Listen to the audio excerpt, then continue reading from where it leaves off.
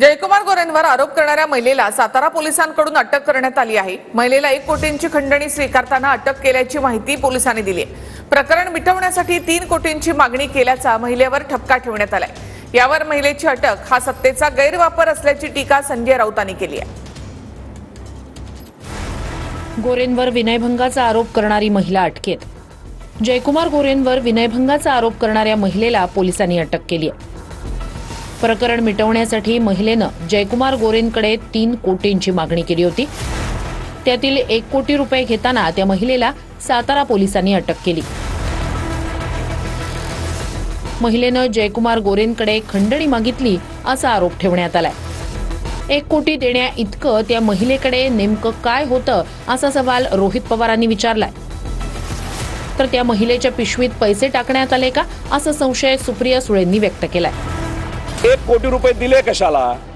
मग त्या महिलेकडे काय होतं असं की त्यासाठी तुम्हाला पैसा द्यावा लागला? ते सुद्धा 1 कोटी रुपये आले कुठून? त्या महिलेनी नक्की मागितले का सरकारचा काय खोटा नाटा खेळ आहे हे स्पष्टीकरण सरकारला द्यायला लागेल।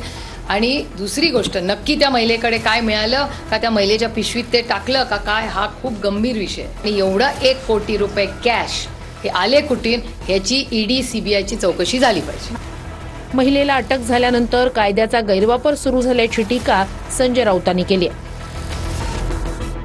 तर महिलाच जयकुमार गोरेंना ब्लॅकमेल करत होती असा दावा भाजप आमदार परिणय फुके यांनी केलाय। ज्या प्रकारे तुषार खरातला अटक केली त्याच प्रकारे त्या महिलेला अटक केली। कायद्याचा पूर्णपणे हा गैरवापर आहे। Misuse of power. Police Maharashtra हे देवेंद्र फडणवीस यांच्या नेतृत्वाखाली पोलीस स्टेट बनलेलं आहे। बघा, असं आहे की ती महिला आधीपासून ब्लॅकमेल करण्याच्या दृष्टिकोनातूनच सन्माननीय जयकुमार गोरेंना त्रास देत होती आणि आज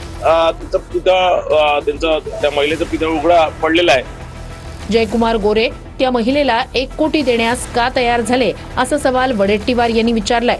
दाल में कुछ काला है असं म्हणत वडेट्टीवार यांनी शंका उपस्थित केली। त्यावर जयकुमार गोरे निर्दोष असतील तर ते सही सलामत बाहेर पडतील असं स्पष्टीकरण मंत्री पंकज भोयर यांनी दिलंय।